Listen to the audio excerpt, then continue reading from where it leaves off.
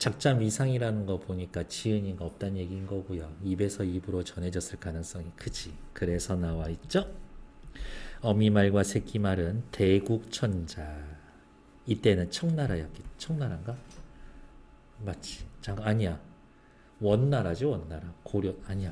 고려는 원나라인데. 아 무식해. 씨. 신라시대. 당나라지. 나당 연합했었으니까. 아유. 씨.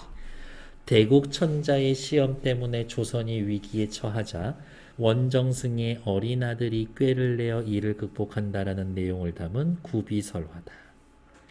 굽이 전승되어 있기 때문에 구어적 특성이 고스란히 살아있고 생생한 방언으로 구성되어서 현장감과 생동감, 마치 앞에서 할머니가 얘기해주는 느낌. 아울러 자식을 향한 부모의 헌신과 사랑이라는 보편적인 주제를 흥미로운 일화를 통해서 감동을 전해줍니다. 뭘까? 대국 천자가 조선에 인재가 있나 없나, 배경은 조선시대죠. 시험을 하기 위해서 조선 임금에게 말 두 피를 보내어 어미말과 새끼말을 구별해 내려고 한다. 문제 상황.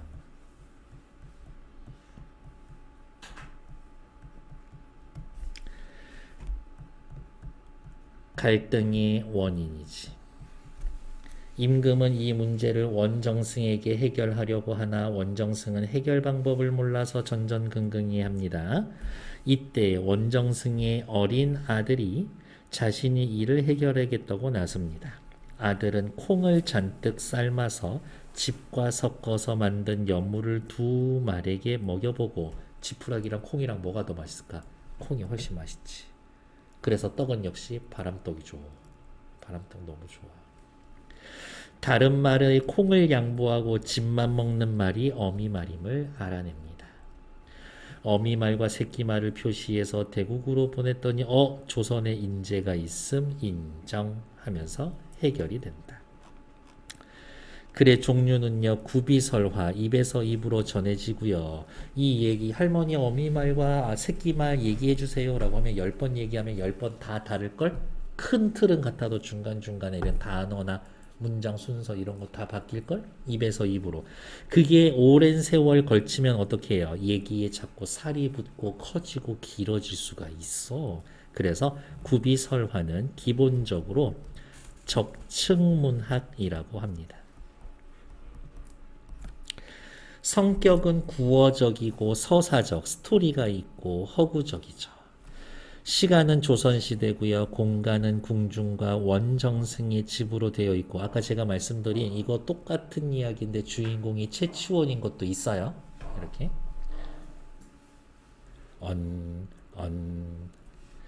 새끼를 어디가 있냐? 새끼를 향한 어미의 사랑, 영리한 발상을 통한 국가 위기의 극복. 어머, 주제가 두 개가 있구나. 그러면 따로따로 각각 외워 놓으셔야지. 지역 방언을 택해서 생동감과 현장감을 줍니다. 군말의 사용, 인지, 거기, 뭐냐, 거시기, 거기, 그거 있잖요. 그거. 구어 담화의 특성이 드러납니다. 개연성 있는 허구의 이야기, 보편적 주제인 모성애를 환기해 줍니다. 개연성이라는 단어 뜻은 뭐예요? 그럴듯한데 있음직한 이야기. 문제가 발생을 하고 해결이 되고, 문제가 발생을 했다, 갈등이 있다. 문제가 해결이 되었다, 갈등이 해소가 된다. 이런 거지. 옛날 이야기예요. 무슨 얘기예요? 이미 다 읽었습니다.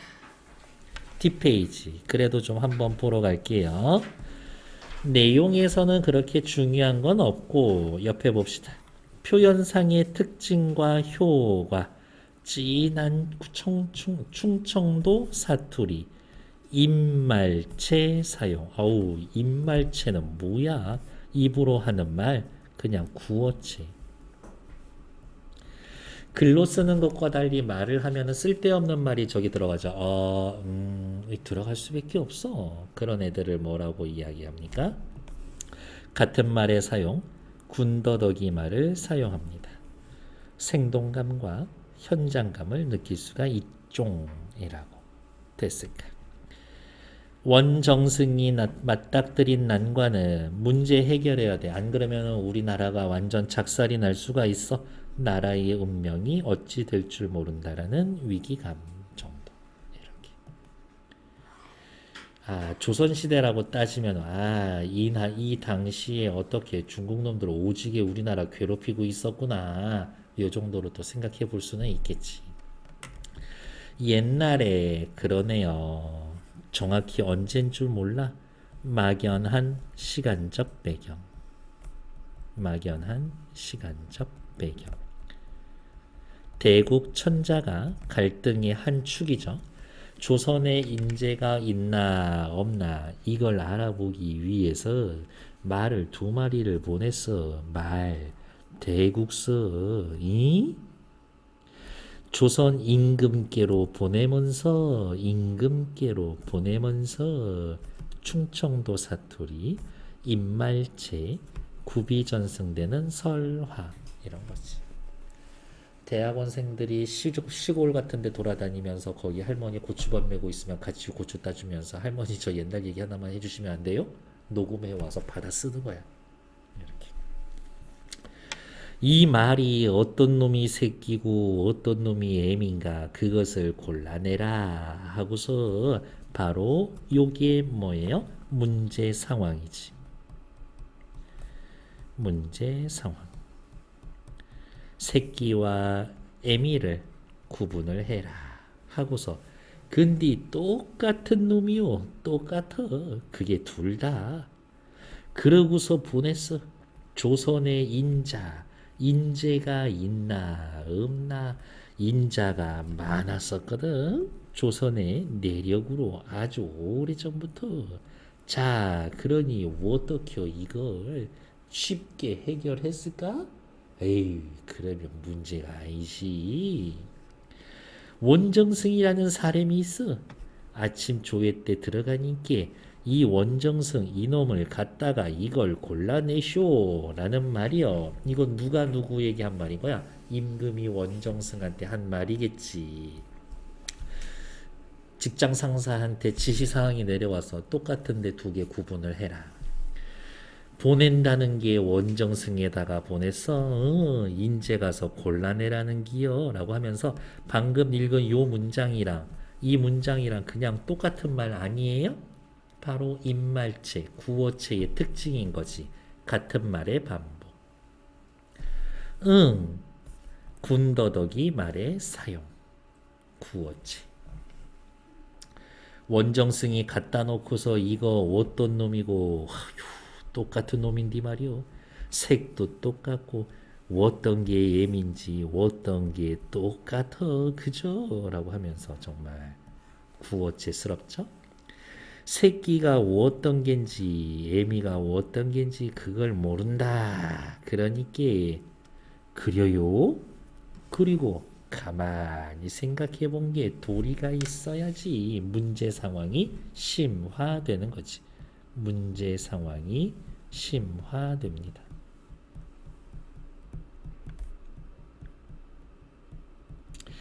그래 앓고 들어놓네. 임금님이 콕 찍어서 답 찾아와 그랬는데 답 없으니까 들어 누워야지. 뭐 어떻게 할게요?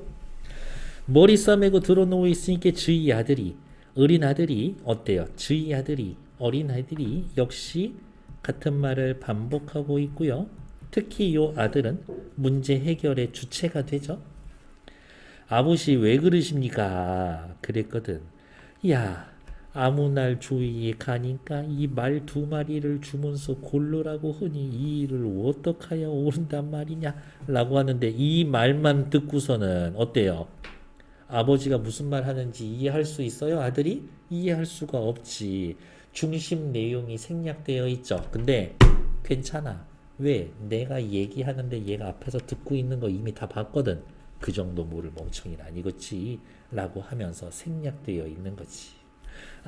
요 문구에서는 중심 내용의 일부가 생략되어 있습니다. 혹은 핵심 내용의 일부가 생략되어 있습니다. 어쩔 수 없어. 이것도 바로 구비문학의 한 특징인데 어떡할게요? 아이고 아버지 걱정 말고 기인기 잡수시라고 내가 골라드릴게 라고 하면서 문제 해결에 자신감 있죠. 네가 골라? 예 걱정 말고 긴지 잡수쇼 라고 이야기를 하고 있죠. 몇 살짜리 아들인지는 모르지만 엄청 똘똘한 놈인가 보네. 그래야 아침을 먹었어. 먹고서 이튿날 갔는데 이놈이 누구 아들이 콩을 잔뜩 삶아가지고 슬랑은 그 여물을 만들어. 여물을 대꾸 만들어 놓는단 말이요. 여물을 오매 반복. 여물을 만들어 가지고서는 갖고 한 곳에다가 떡 나왔거든. 준단 말이요. 구유에다가 여물을 뒀지. 여물을 주니까 잘 먹어? 둘이 먹기를 쓱 잘 먹더니 주둥패기로 콩을 요렇게 제쳐주거든. 요렇게 이 이야기를 듣는 청자가 앞에 있는 상황인 거지. 화자 앞에 있어. 그러니까 요렇게 하면서 아마 할머니인지 할아버지인지 이렇게 몸주로 이렇게 표현해 줬어. 이렇게. 옆에 있는 놈을 콩을 제쳐줘. 쥐는 조금만 먹고 집만 먼저 먹고 콩을 대꾸 자꾸 젖혀준단 말이여. 새끼 주는 새끼지 그러니까 대꾸 요렇게. 아버지 이거 보시기요. 왜냐 나가보니까 요게 새끼입니다. 요게 애미고 포를 하시고 해서 포를 했어. 왜 그러냐? 그러니까 아이고 아버지 이거 보시오. 콩을 골라서 대꾸 애미라 새끼 귀에서 새끼를 주지 않습니까? 새끼 귀한 줄 알고요. 네모 인간과 짐승은 누구나 보편적으로 새끼든 사람이든 짐승이든 새끼 소중한 거지. 그래 콩 줄게 이게 새끼요. 이게 애미고요. 아 이튿날 아인 게 아니라 가지고 가서 요건 새끼고 요건 애미래요. 그러니까 그래가지고 대국으로 떡 포해서 보냈단 말이요. 그랬더니 중국 천자가 얘기하죠. 아하하 한국은 연대가장 조선의 인자가 연대 있구나 그러더랴. 한국에 여태까지 인재가 있구나 라고 이야기를 하더랴 라면서 문제 해결입니다. 이 글의 내용 전개 방식은 문제 해결 방식으로 내용이 전개되는구나. 기본적으로요.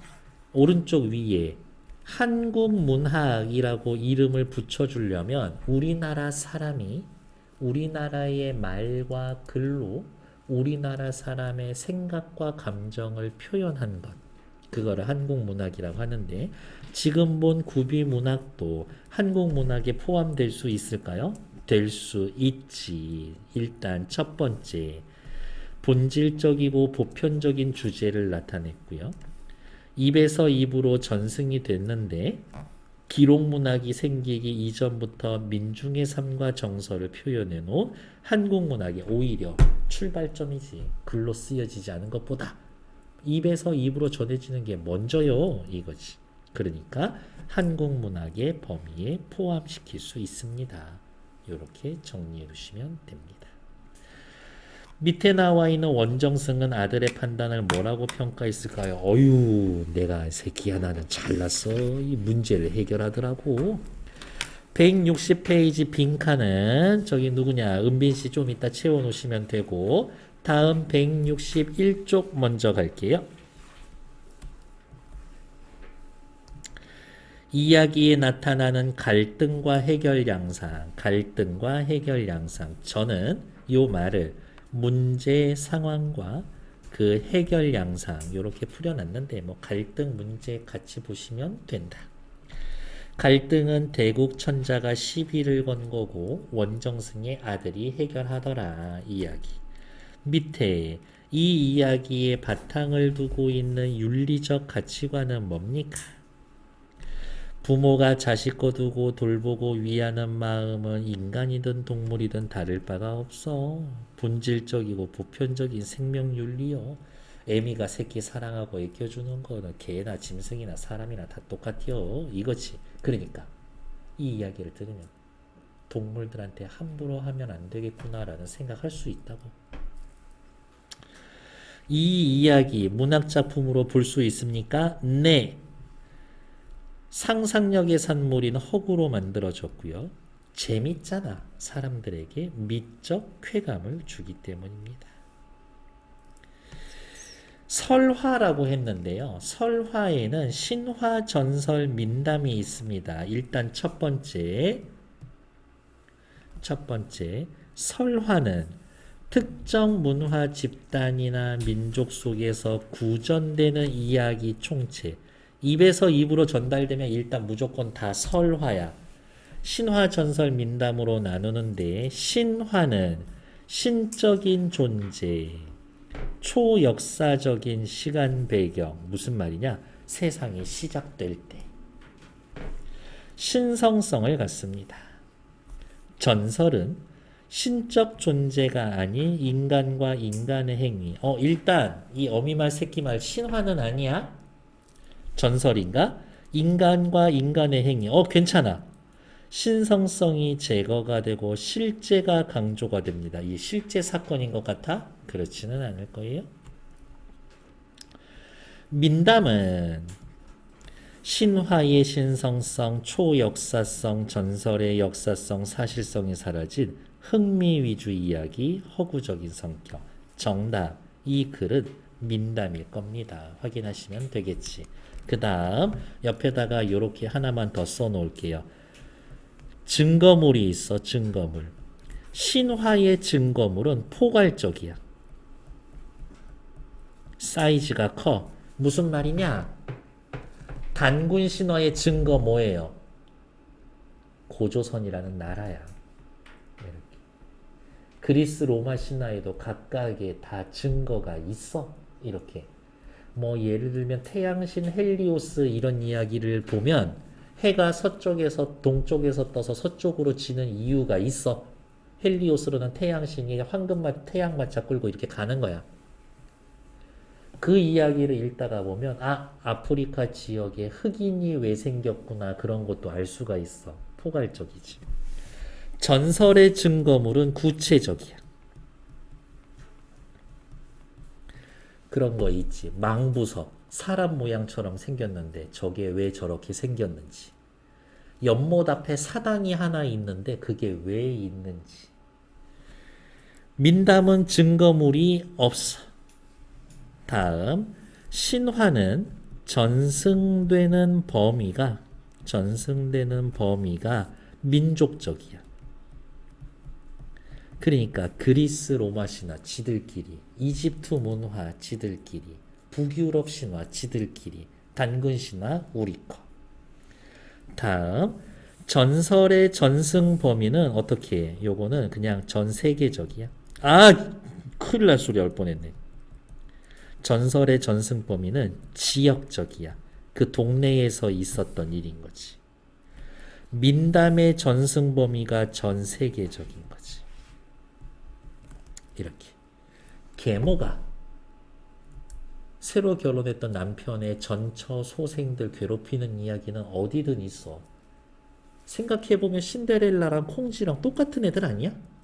그런 식인 거지. 됐습니다. 옆에 나와 있는 구비문학은 말 그대로 보충 자료니까 한번 읽어보시면 될 것 같아요. 일단 정치.